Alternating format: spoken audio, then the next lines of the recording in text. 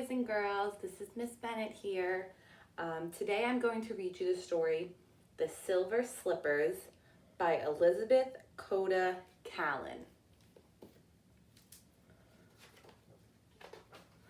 Once there was a little girl who dreamed of being a ballerina. She longed for a day when she would dance on stage before a large audience.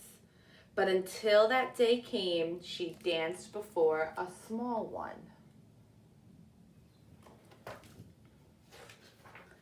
In class, she was never quite in step.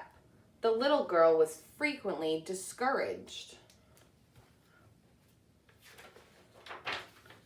One day, the teacher told the class that there was to be a ballet recital. I haven't decided who will be the prima ballerina and lead the other dancers, she said.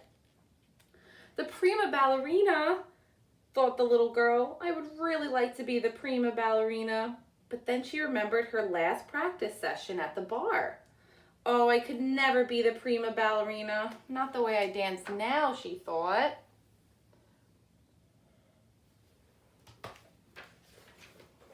That afternoon, the little girl hurried home and told her mother about the ballet recital. She told her about her longing to be a star ballerina.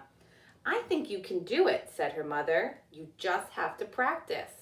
Maybe even a bit more than the other girls. You have to decide what you want. The little girl thought about what her mother had said. She decided that she really did want to be the prima ballerina.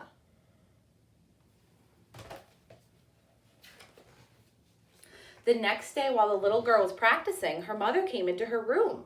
I have something for you, she said. She handed the little girl a small white box that was tied with a beautiful silver bow. The little girl untied the bow and opened the box.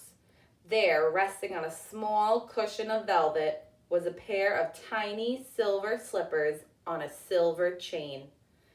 These slippers are special, said the little girl's mother. They will help you become the prima ballerina by reminding you of what you want. The little girl put on the necklace and looked in the mirror. The silver slippers glistened in the light. She wondered how a necklace could help her become the prima ballerina.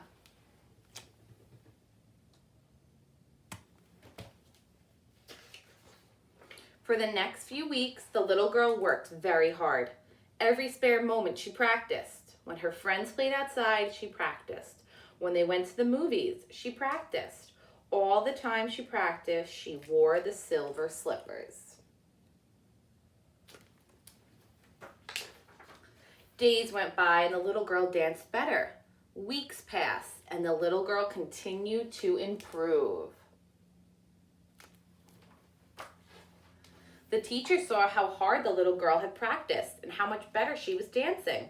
When it was time to choose the lead dancer, the teacher chose the little girl. The little girl rushed home after class to tell her mother the news. Her mother gave her a big hug. I knew you could do it, she said.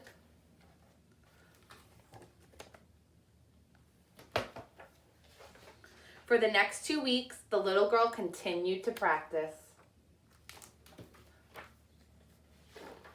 The big day arrived. The little girl was excited and a bit nervous. After supper, she went to her room to get dressed. She put on a pink tutu and pink ballet shoes, and around her neck she wore the silver slippers. Her mother tied her hair with a satin bow. That night, the school was aglow with lights when the little girl and her mother arrived. The little girl had never seen the school lit up like that.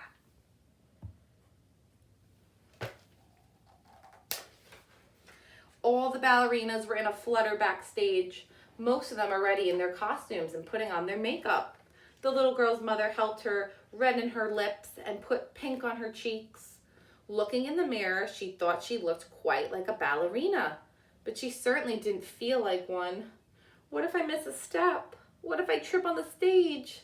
What if I can't do it? The little girl thought to herself. Now the little girl heard strands of music coming from below the stage. The performance was about to begin. It was then that something unexpected happened.